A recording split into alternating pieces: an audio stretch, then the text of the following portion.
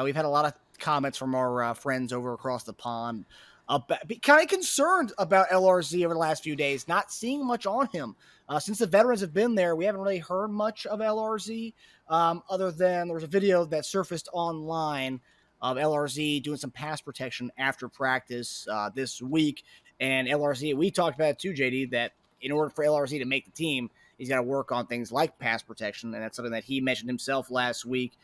Special teams, pass protection, and route running are his keys to making the team. That's what he said. But so far, week one of the LRZ experiment, are you guys kind of concerned he's being kind of lost in the fold here? Is the LRZ kind of hype going down a little bit with him?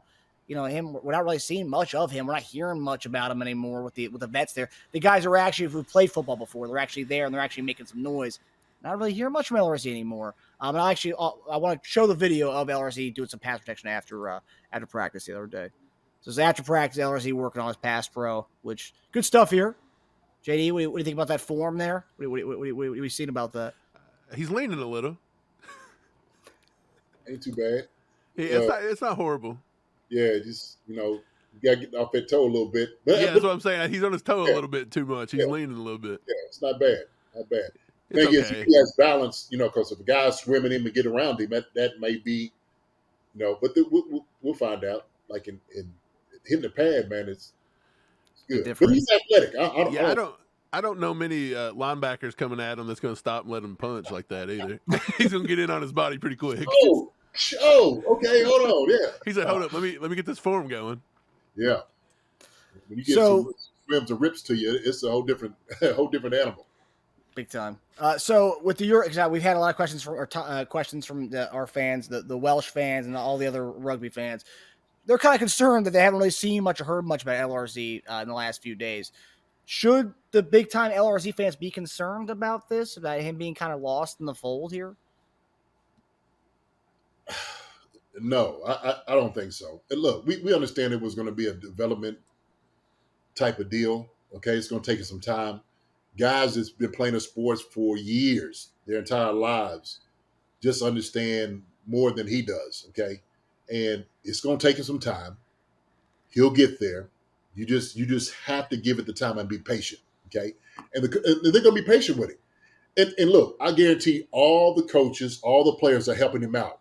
And I'm sure everybody loves him. I'm sure everybody loves, he comes in, he's very chipper, okay? He has a great disposition about himself. He wants to get this thing done.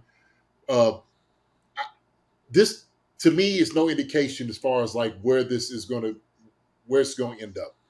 I'm still thinking he may be practice squad material.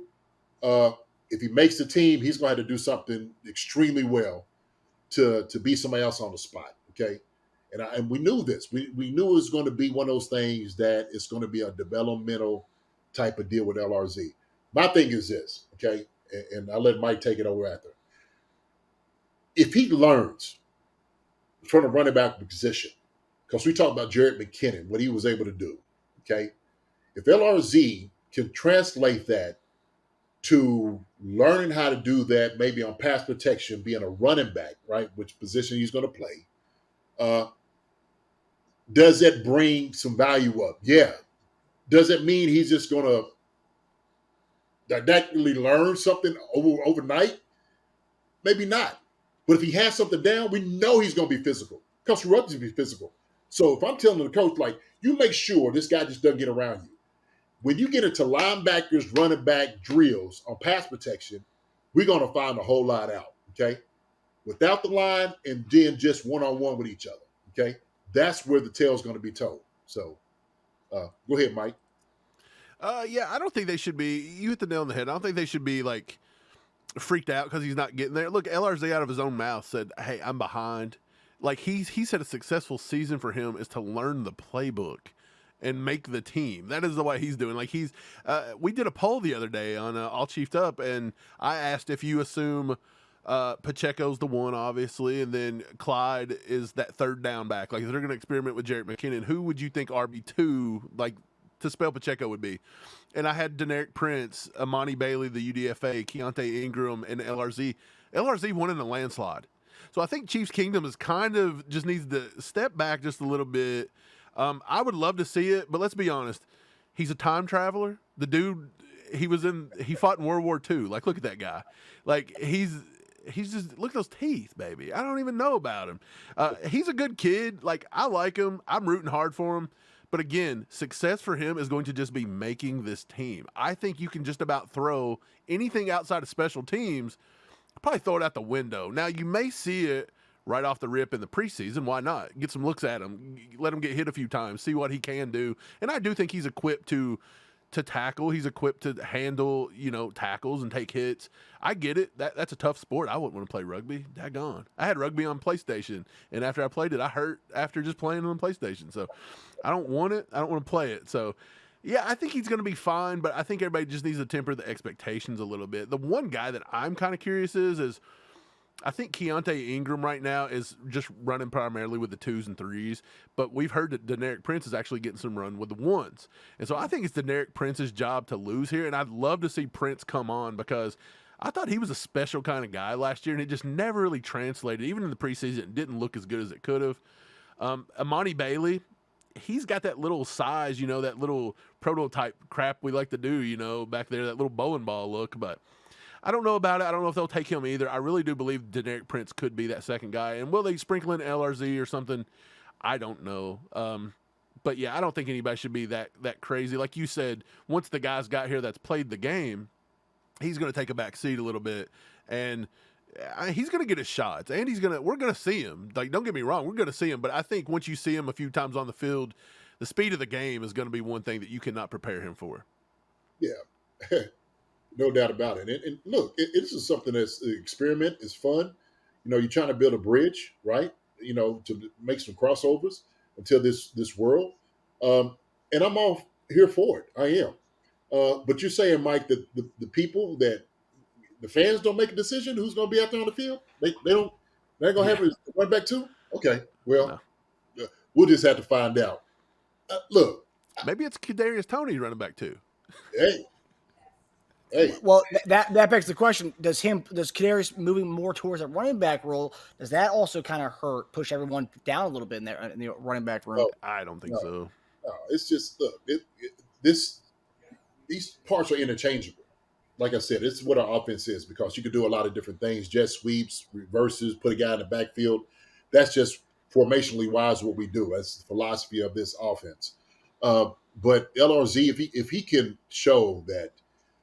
Obviously he could do some good blocking. If he can move his feet, like I said, he's going to be a physical guy. I'm looking more practice squad. Really, I think Deneric Prince is the number 3 guy. Okay, the running back is going to be Pacheco, CEH, and Deneric Prince. I think that's going to be the 3. And if you had to sprinkle in, like we were saying before, if you don't have Irv and it has to be Carson Steele, a guy that's going to play strictly special teams. That's the way it's going to be. So it's going to be tough, man. I think Deneric Prince just didn't get that chance because you had 3 guys that was just better than him last year. Okay, 3 solid guys, and so he was young, he was learning everything. I think he's got the offense down now. That's what you want to look at. You want to look at his progress at this moment. But look, man, LRZ, it's going to be fun to watch. Love to see it.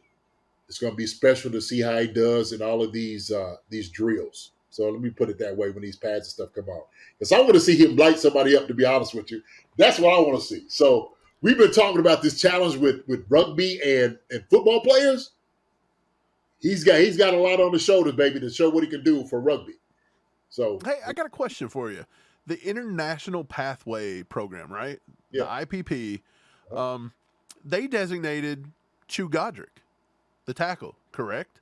So his roster spot is not guaranteed. His practice squad spot is not guaranteed, right? That's how that works. But if Chu was to make the 53, say they get rid of Lucas Niang and Chu was to make the 53, can you now designate that IPP spot back to Louis Rees-Zammit? Because if that's the case, I would rather see Chu make the team and let Lucas Niang get out of town. I'm not a big Lucas guy. Well, Lucas, man, look, he's been running. Shoot, he has. In twos, man. Lucas been looking good supposedly so far. I don't know the rules of that. Yeah, I don't either. If you get rid of it, then I would think that you would supplement somebody, right? I mean, then all of a sudden it's like, what's the point of having this? Hey, I'm always trying to think outside the box. If you ain't cheating, you ain't trying. No, I hear you. I hear you, brother. I hear you. So, Yeah, can you actually send me that question, Mike? 'Cause I've been talking to like the main head of the International Pathway Program, trying to get LRZ on the show, but he said, yeah, you have to contact Rock Nation, and they're kind of a disaster to talk to because you have to go through so many different levels with the Rock Nation, Jay-Z's agency. But right. yeah, send me that question. I'll ask. I was trying to get some of his energy drink he started with him and his brother. I didn't even know he started. Yeah, they started some kind of an energy drink thing. Like I'm always drinking Prime. I wrote LRZ. I was like, bro, you want me to drink your drink? Send it on out. So you say LRZ was with Rock Nation? Yeah. Really? Yeah. Huh. Wow. Big time. Oh yeah. They saw those jersey sales. They got in on that real fast. I hear you. I ain't sure nothing wrong with it.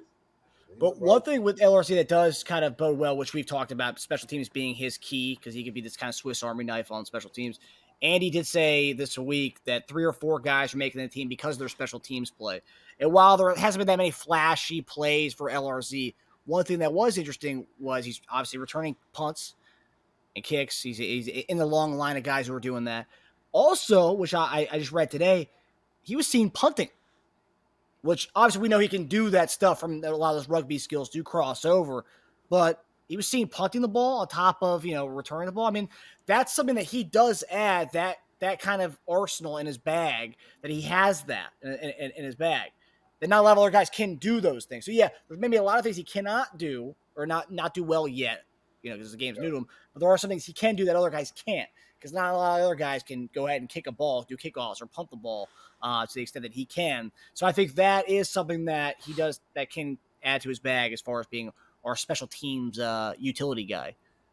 Could you imagine like having him out as the punter and running a fake with him if he's effective on doing it? I'm just thinking right now as a special teams coach, I would do it just to throw a wrinkle in what you're doing, or throw people off, right?